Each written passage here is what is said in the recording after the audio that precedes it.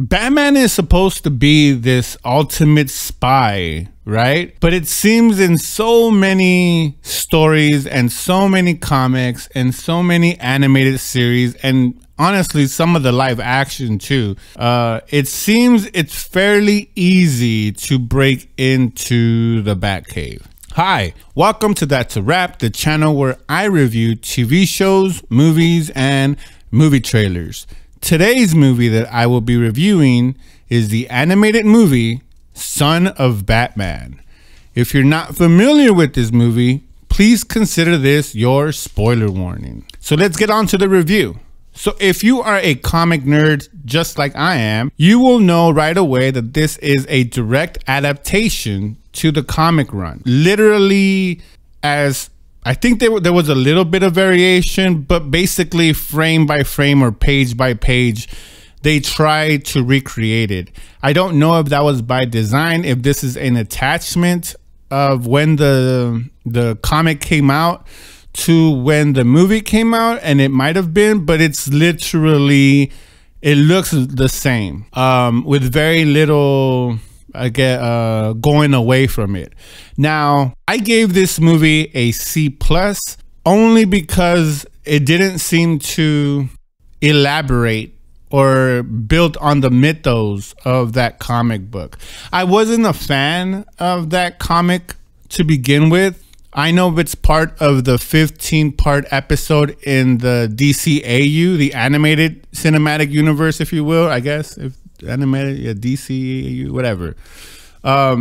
It's part of that. I think this is one of the ones that begin with it, and it's nice to see that, if you see it in order, to see this be added to that.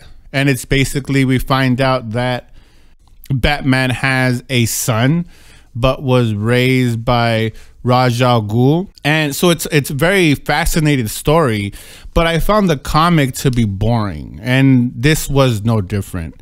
For an hour and 25 minutes, 15 minutes, whatever length it dragged on so much.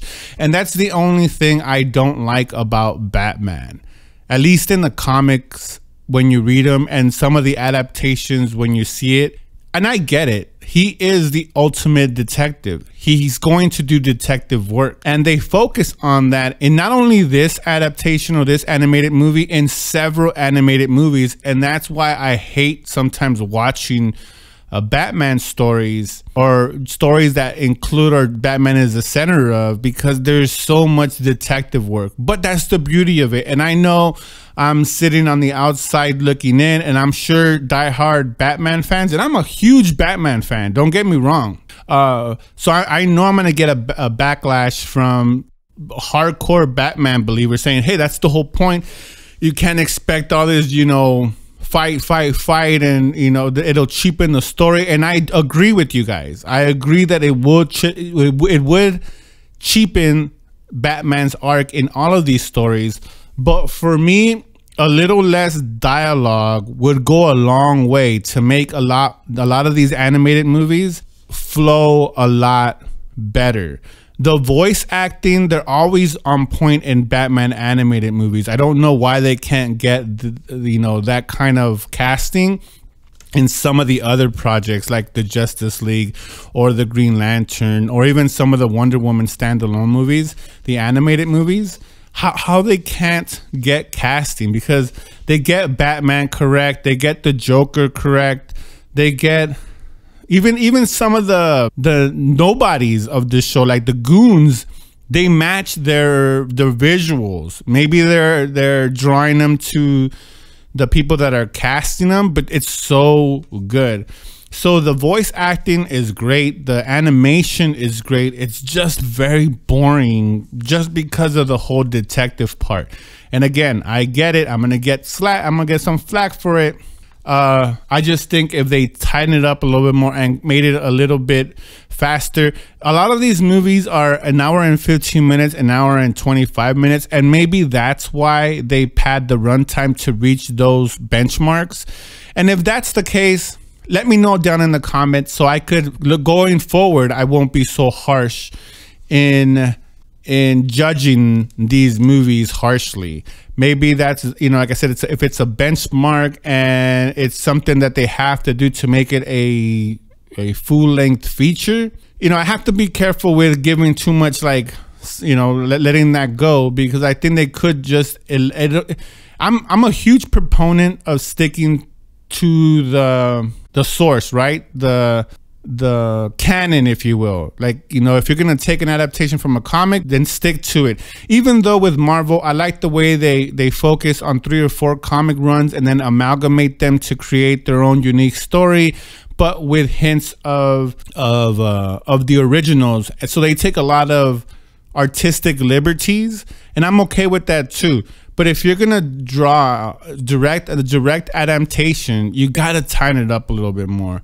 Like I said, it's a great as a, like, if you look at the comic, you could look at this and you're like, wow, this is the same. Wow, this is the same. Wow, this is the same. And though it creates great, like I said, visually, it's a stunning movie. It's just very, like I said, very boring. And the ending, that's why I hated the comic too. The ending for this story is such a letdown. It's so subpar. And once you've seen enough of these movies, these animated movies from the DCAU, and then you watch this ending, you're like, yeah, this is a super letdown. It could have been, again, just a little bit of more artistic freedom would have gone a long way to enhance the enjoyment of this movie. But with all that, criticism being said, I did give this movie a C+.